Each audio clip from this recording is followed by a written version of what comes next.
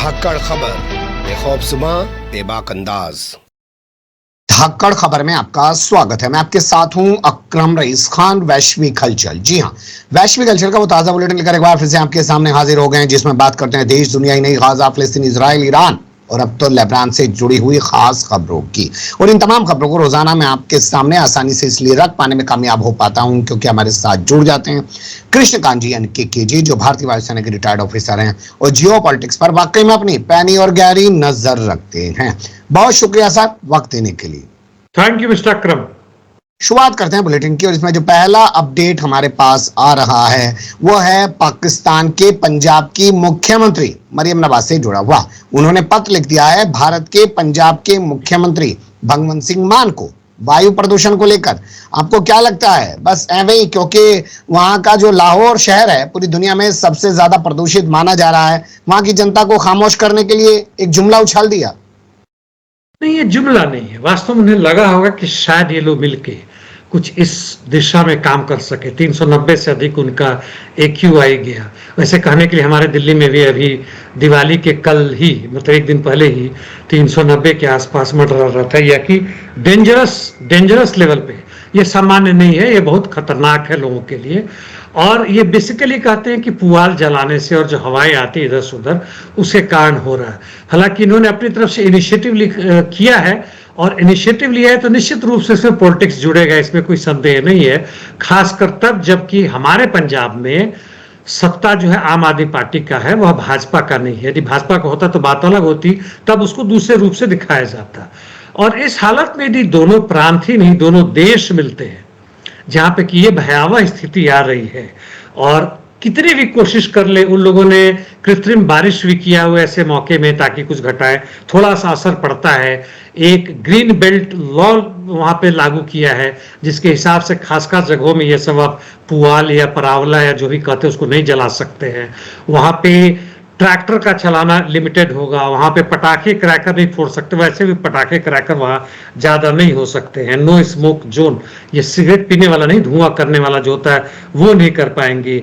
ये सारी चीजें करने के बावजूद जब नहीं कुछ हो रहा है और आसपास में एक दूसरे से मिलते हैं, एक दूसरे के उपायों को बताते हैं, एक दूसरे की हेल्प करते हैं, तो यह दोनों पंजाब के लिए नहीं, पूरे भारत पाकिस्तान के लिए एक बेहतर स्थिति होगा। जी, इसी के साथ एक खबर मैं और जोड़ रहा हूं और उस पर भी आपकी प्रतिक्रिया चाहता हूं। नोएडा गाजियाबाद में खराब हो रहे वायु प्रदूषण को लेकर टाइम्स ऑफ इंडिया ने उत्तर प्रदेश प्रदूषण विभाग के एक अधिकारी जिसका नाम DK शर्मा है उससे बात की, तो उसने कहा पाकिस्तान जिम्मेदार है, यहाँ पर प्रदूषण उसकी वजह से हो रहा है।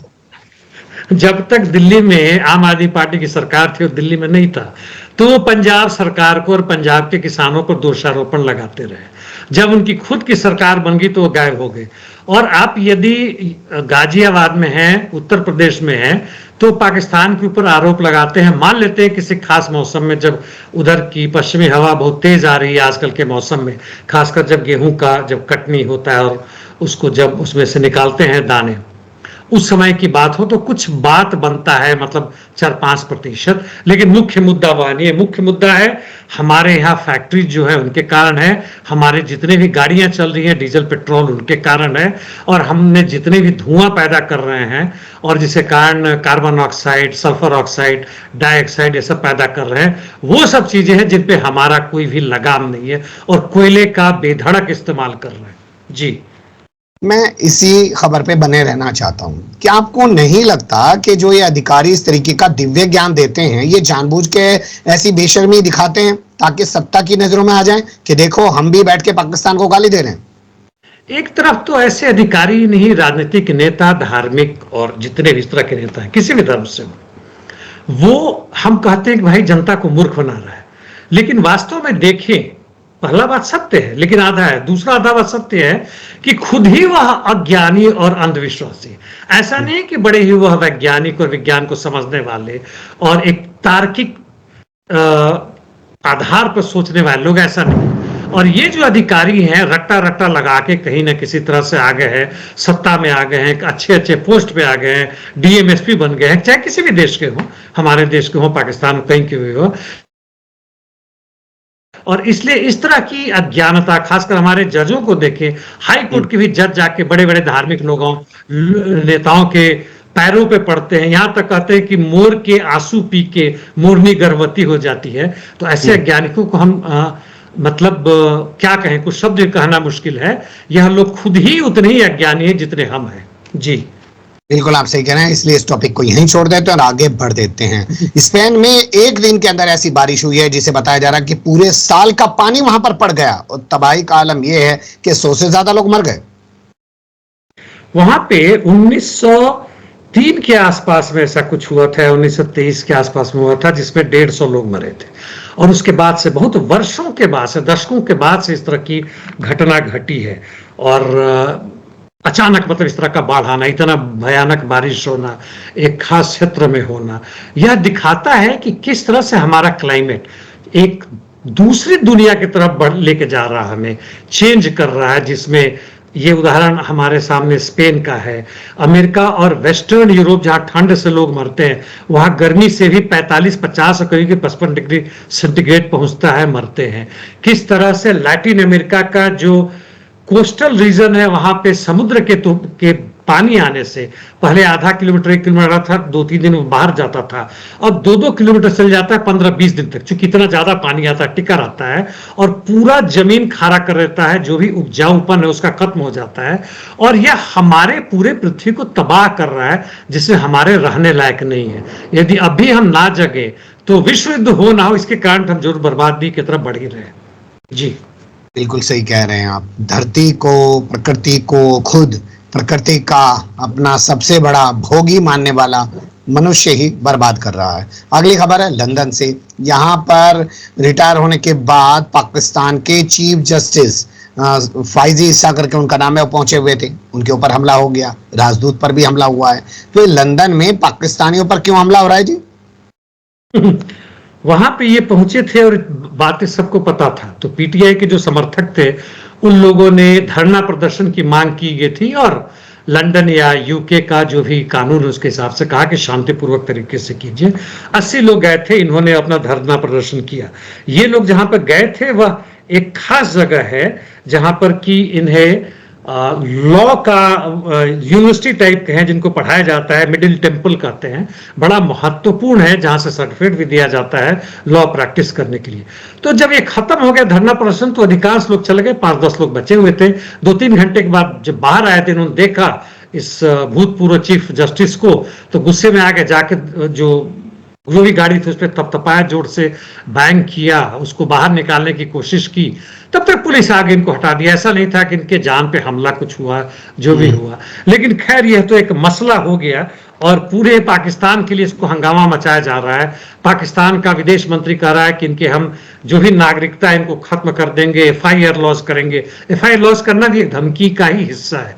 इनको वापस आएंगे तो जेल डालेंगे, इनका इक्विवेलेंट जो आधार कार्ड पाकिस्तान में होता है उसको रद्द कर देंगे और इनको हम छोड़ेंगे नहीं।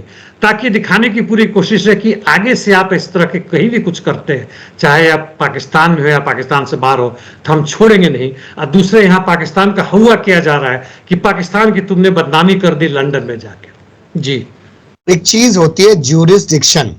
मान लीजिए मैं दिल्ली का रहने वाला हूँ, देहरादून गया, मेरा मोबाइल चोरी हो गया, मुझे दिल्ली में एफआईआर नहीं दर्ज करानी पड़ेगी क्योंकि देहरादून में घटना हुई है, वहीं दर्ज करानी पड़ेगी। लंदन में हमला हो रहा है, एफआईआर पाकिस्तान में दर्ज करेंगे। ये कौन सा नया सिस्टम है जी? यहां से ये लोग लंदन के पुलिस से हेल्प मांगेंगे कि भाई वहां का फोटो दो, ये दो, वो दो। इससे अधिक तो कर नहीं सकते हैं। लेकिन मुख्य मसला वह नहीं है। मुख्य मसला यह है कि पाकिस्तानी जनता को दिखाना है कि पाकिस्तान की बेइज्जती हुई है, हमारी मातृभूमि की बेइज्जती हुई है, हमारे देश की बेइज्जती हुई है। और यह नेशनल शॉविनिज्म यानी देशवाद का झंडा बुलंद करने की कोशिश की जा रही है कि भाइयों इस लाइन पे तुम हमें मदद करो, रोजगार वगैरह मत मांगो, सब छोटी बातें हैं, क्या बकवास कर रहे हो। जी चलिए एक और शर्म की बात कर लेते हैं जो पाकिस्तान के लिए हो सकती है, हालांकि वो उसको मान नहीं रहे हैं। पाकिस्तान खेलने के लिए आया हुआ है इंग्लैंड क्रिकेट टीम का कप्तान, और उसके घर में चोरी हो गई लंदन में। तो भैया ये भी कहो कि हमारे यहाँ आया हुआ था, उसके यहाँ चोरी हुई है, हम एफआईआर करेंगे। इसमें पाकिस्तान की पुलिस का कोई रोल नहीं है। जहां तक इनकी बात है, इनकी फैमिली थी, छोटे 2 बच्चे, एक महिला, उनके घर में रहते ही मतलब बरगल एक सेंध मारना जिसको कहते हैं, सेंध मारी की बहुत सारा सामान ले गए। और ये बेचारे कप्तान साहब बहुत दुखी हैं, कहते हैं कि कई याद जुड़े हुए जो चीजें हैं हमारी वर्ल्ड कप जीता है, कहीं कुछ और जीता है, मैन ऑफ द मैच वो सब ले गए हैं। इन्होंने विनती की है चोरों से, भाई वो सब वापस कर दो, बाकी सब तुम रख लो। तो एक तरह से कहें तो मजाक बन गया है लंदन पुलिस का, दूसरा तो वहां हो ही रहा है। और पाकिस्तान वाले क्या करेंगे अब ये देखते हैं क्या होता है। जी चलिए अब चलते हैं वेनेजुएला की तरफ। उसने ब्राजील से अपने राजदूत को वापस बुला लिया और उसके लिए हाल फिलहाल में रूस के अंदर हुई ब्रिक्स मीटिंग को जिम्मेदार बताया जा रहा है। क्या प्रकरण है सर? ये बड़ा महत्वपूर्ण घटना है। वैसे मैं बता दूं कि लूला डी सिल्वा जो अभी राष्ट्रपति है, पिछले राष्ट्रपति को हराकर, जो कि पूर्णतः प्रो अमेरिकन थे, उसके पहले भी इन्हीं के समर्थक राष्ट्रपति थे लूला के, अब ये बने, चुनाव जीते ही अमेरिका चले गए।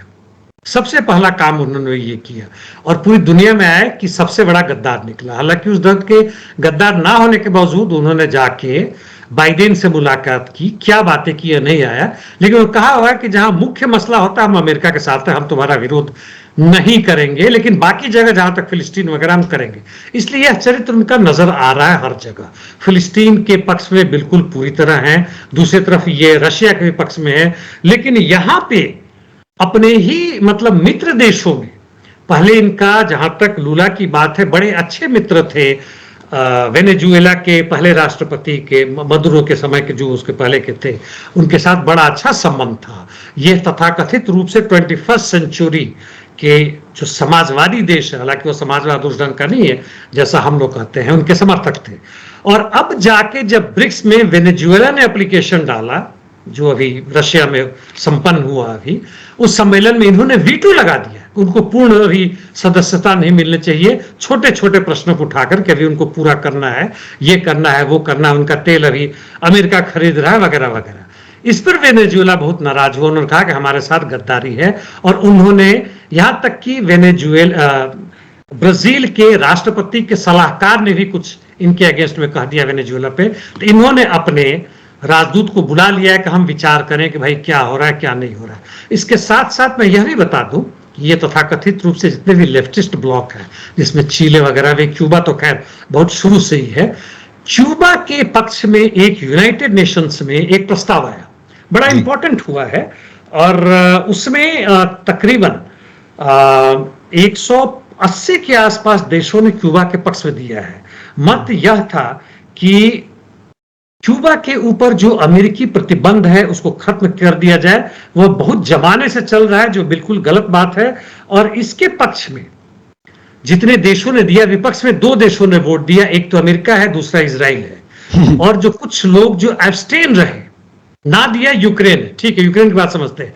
एब्सटेन में एक अफगानिस्तान रहा, उसको बिल्कुल पक्ष में देना चाहिए था, खुद ढूंढ रहा है कि हमें मान्यता मिले, दूसरे का नाम नहीं आ रहा। तीसरा ये वेनेजुएला खुद वो एब्सटेन हुआ।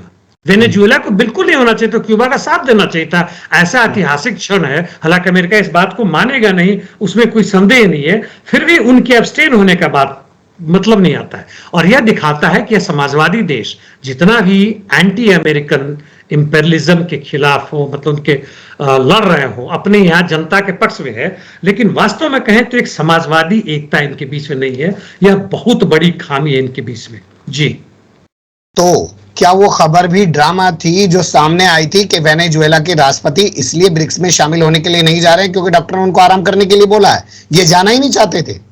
इसकी संभावना हो सकती है। वैसे डॉक्टर का जहां तक आराम करने का हो सकता है, वो फर्जी ही बना दिया है डॉक्टर हो। वैसे ये उसके कैंडिडेट मेंबर बन चुके हैं ब्रिक्स के, बाद में पूर्ण मान्यता मिलेगी, लेकिन जो आप कह रहे हैं उसमें सच्चाई हो सकता है। जी, अमेरिका एक और जहां उत्तर कोरिया को धमका रहा है कि वो रूस से अपने सैनिकों को वापस बुला ले, लेकिन उसकी धमकी के इतर जाते हुए उत्तर कोरिया नई ICBM का परीक्षण कर रहा है। हाँ, उत्तर कोरिया पर कितना भी धमकी दो असर नहीं पड़ने वाला है। दक्षिण कोरिया के प्रतिनिधि और अमेरिका ने कहा है कि भाई ये गलत बात है, अंतर्राष्ट्रीय नियम के खिलाफ है। यूनाइटेड नेशन जनरल असेंबली में बात चल रही थी और उत्तर कोरिया के रिप्रेजेंटेटिव ने कहा कि इसमें कतई गड़बड़ नहीं है, आप लोग भी सैनिक अभ्यास करते हो, हम भी रशिया के साथ कर रहे हैं, इसमें कौन सी बड़ी बात है। जहां तक युद्ध क्षेत्र की बात है, हमारे सैनिक वहां नहीं जा रहे, उसमें कोई काम नहीं कर रहे। और जहां तक इसकी बात है, यह बहुत बड़ा मिसाइल का परीक्षण इस मामले में है। हालांकि है इंटरकॉन्टिनेंटल बैलिस्टिक मिसाइल, लेकिन अभी तक इनके पास था बैलिस्टिक नाव के क्रूज था, यानी स्पीड कम था, हाइपरसोनिक तो खैर नहीं था। जो पे लोड था वह कम था, वो रेंज कम था। अब रेंज बढ़ गया है, ऊपर से जाने का 8000 मीटर तक ऊपर जा रहे हैं, मतलब बहुत जबरदस्त है। 8000 किलोमीटर मतलब एकदम आइनोस्फेयर के आसपास होके जा रहे हैं, यानी उसको इंटरसेप्ट करना बड़ा मुश्किल है। और इसका परीक्षण बड़ी सफलतापूर्वक किया है। और यह जो है सो डर अब जापान, दक्षिण कोरिया, साथ साथ अमेरिका में आ रहा है। बाय द वे, आपके जो बाबा हैं डिफेंस मिनिस्टर लोएड अमेरिका के, उन्होंने कहा कि यदि दक्षिण कोरिया पर आक्रमण हुआ तो वह कहीं से भी एटम बम इस्तेमाल करने से नहीं चूकेंगे बचाने के लिए। जी, लेकिन मैं इसी में कल वाला सवाल जोड़ना चाहता हूं। हमने बात की थी कि रूस ने बुलवा नाम की मिसाइल का परीक्षण किया, 8000 किलोमीटर तक वो चलेगी। आप बता रहे हैं उत्तर कोरिया भी ऐसी मिसाइल बना रहा है, 8000 किलोमीटर तक चलेगी। ये दोनों मिलके कर रहे हैं? इसमें संदेह नहीं है, इसमें संदेह नहीं कि रशिया पूरी तरह से ईरान, उत्तर कोरिया और इस तरह बेलोरस को मदद कर रहा है। अंदर ही अंदर टेक्निकल रिलेशन बहुत बढ़िया उनके चीन के साथ। केवल मतभेद वही होता है कि चीन कहता है कि तुम्हारे युद्ध में हम सीधे सीधे साथ नहीं देंगे, लेकिन बाकी सब में जहां तक है, जब व्यापार की बात होती है तो उसमें हम तुम्हारा साथ देंगे। जी, चलिए अब रुक कर लेते हैं अमेरिका चुनाव से जुड़ी हुई खबरों का। पहला अपडेट है वॉशिंगटन पोस्ट के हवाले से। परंपरा को तोड़ते हुए वॉशिंगटन पोस्ट ने इस बार किसी भी प्रत्याशी का समर्थन नहीं करने का फैसला लिया, जिसके बाद बताया जा रहा है उसको बड़ा नुकसान पहुंचा है। 2 लाख ग्राहकों ने उसको छोड़ दिया है। वॉशिंगटन पोस्ट ने यह खुद इसकी बात कही है कि भाई हम ऐसा करने में समर्थ नहीं हो पाए।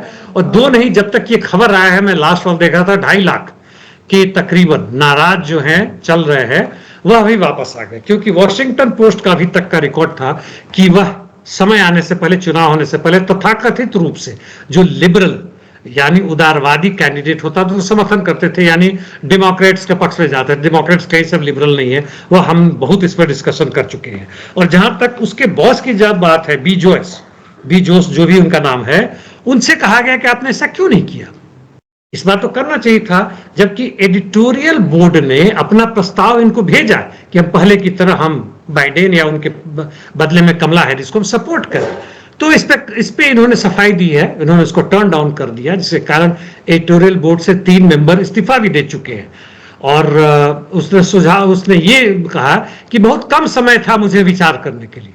तो पहले से तुम क्या कर रहे थे? एडिटोरियल बोर्ड के सुझाव का तुम इंतजार कर रहे थे कि उसको टर्न डाउन करा है। तो ये अब कहीं ना कहीं से डर रहे हैं कि कहीं ट्रंप आ गया तो अब बदला लेगा। और हमें याद रखना होगा कि ट्रंप पे जब आक्रमण हुआ था तो उन्होंने कहा था कि उनके लिए बेहद आश्चर्यजनक बात थी, जहां तक वो नजर आया था कि ट्रंप हाथ उठा के खून से सने हुए जो कान में लगा हुआ था वो कर रहे हैं। तो ये लोग भी कहीं ना कहीं अभी न्यूट्रल पोजीशन ले रहे हैं इस चीज के लिए कि कहीं ट्रंप आ गया तो भाई स्थिति बड़ा भयावह होगा इन सबों के लिए। जी, लेकिन मैं मीडिया के संदर्भ में भारत के परिप्रेक्ष्य को लेकर इस खबर को देखना समझना चाहता हूं आपसे।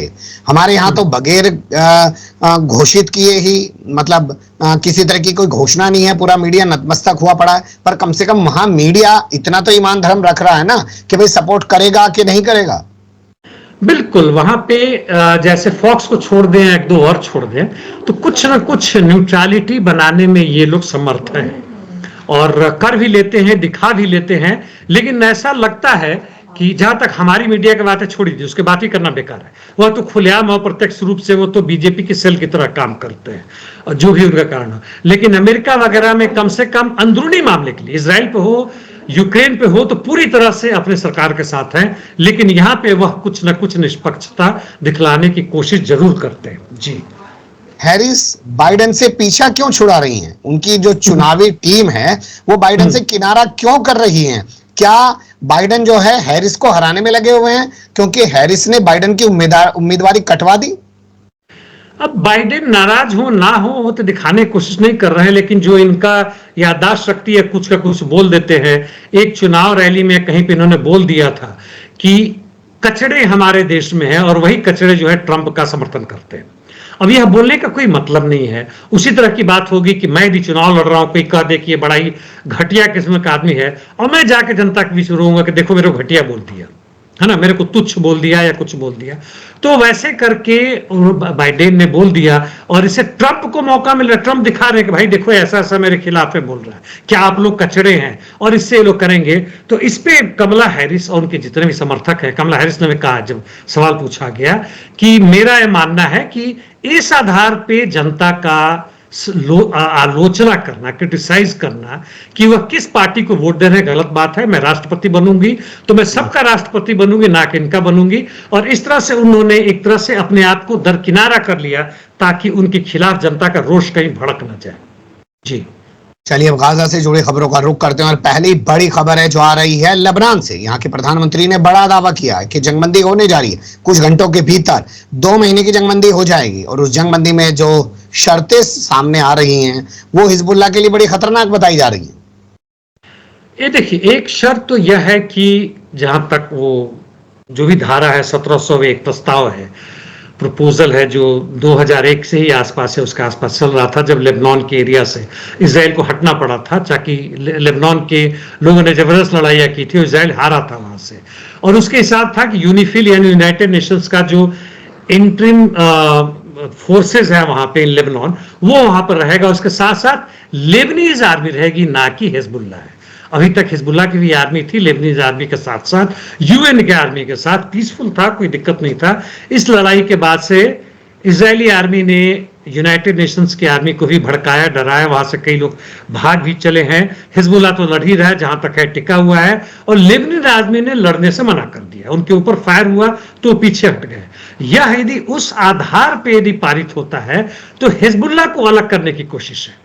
इस बॉर्डर पर केवल लेबनान की आर्मी रहेगी, यानी वहां के स्पीकर जो कह रहे हैं वो बातें होंगी, और वो कहीं ना कहीं से पूरी तरह से हिजबुल्लाह के साथ नहीं है। उनका कहना है कि हमास और हिजबुल्लाह के लिए हम लोग क्यों मरे, और इसलिए खतरनाक हो सकता है यदि पारित हुआ तो, क्योंकि एक तरफ हमास हिजबुल्लाह को अलग करने की बात है और लेबनान के अंदर में हिजबुल्लाह को बाकी सरकार से और जनता से अलग करने की कोशिश है। जी यहाँ मेरा एक सवाल और है, क्योंकि इजरायली मीडिया कह रहा है कि प्रस्ताव लीक हो गया और ये प्रस्ताव अमेरिका लेके आया था।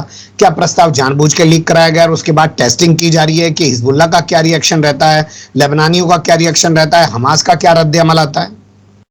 आजकल अमेरिका मास्टर बन गया है इसमें, कुछ प्रस्ताव बना और लीक कर दो। ऐसा आसान नहीं है कि लीक हो जाए, वो भी अमेरिकी की सीक्रेट डिपार्टमेंट से। ऐसे लीक कैसे हो जाएगा?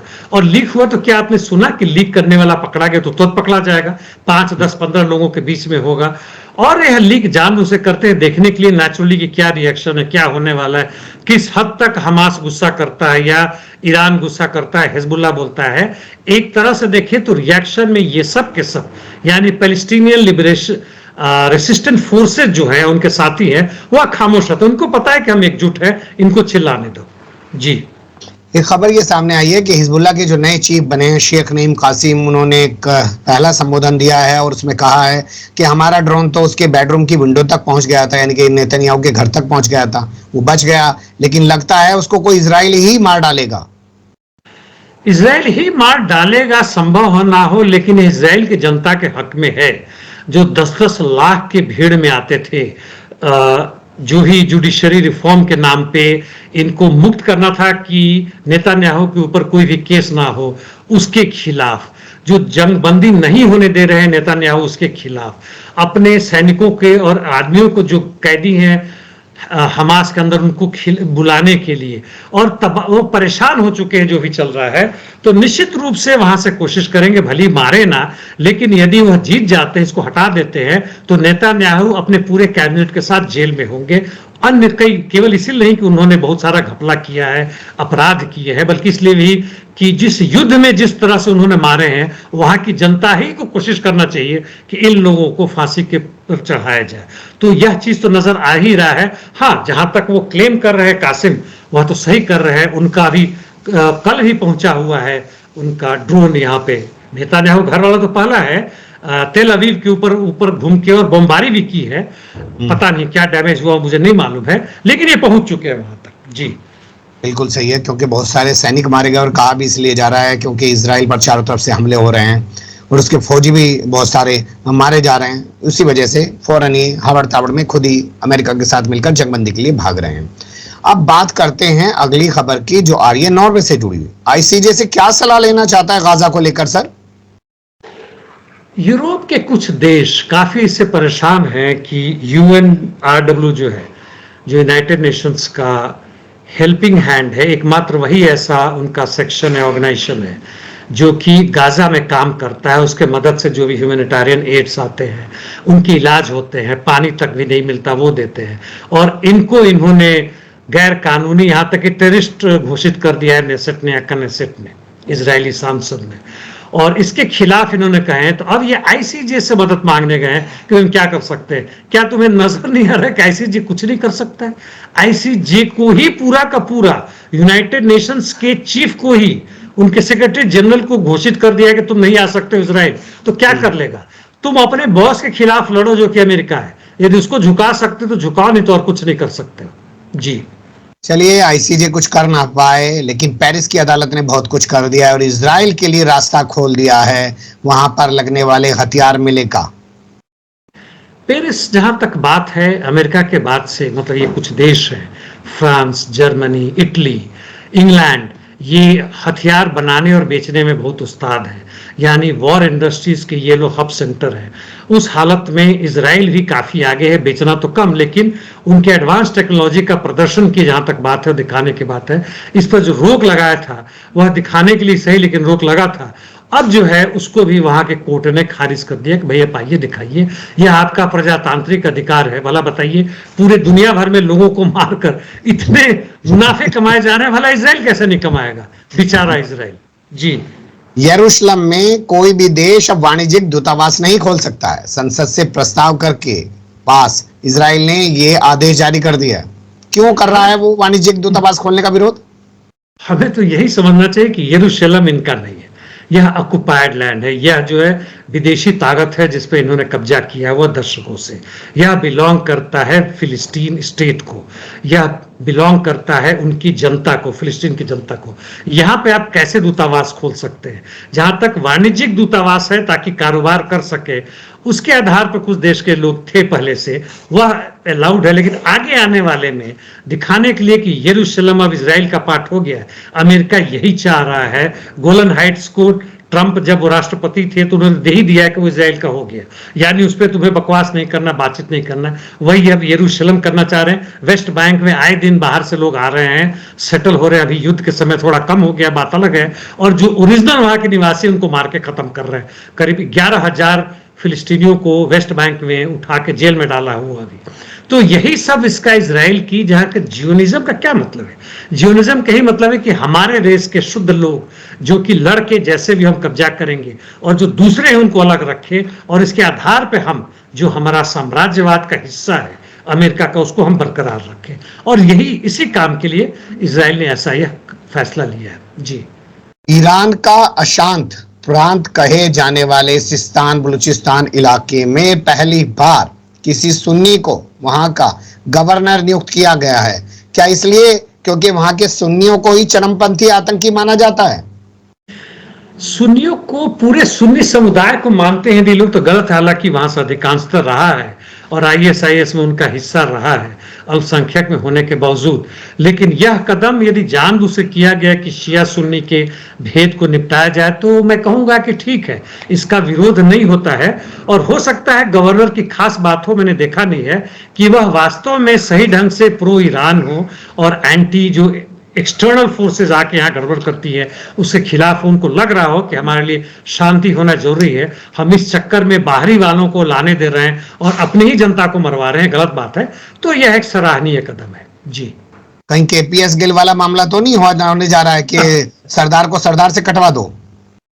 वह तो दुनिया भर का खेल, वो तो दिख ही रहा है। ओबामा आए थे तो राष्ट्रपति बन के और दूसरी बार भी जीते, बड़ी प्रशंसा हुई थी कि अब अमेरिका में जो अफ्रीकी मूल निवासी के लोग हैं उनका बड़ा उत्थान होगा, जबकि उसी समय उन पर अत्याचार सबसे अधिक हुआ। और बाहरी देशों में भी जितने भी इस्लाम देश थे, सिविलियंस पे भी ड्रोन से मैक्सिमम उन्हीं के समय में मारा गया था।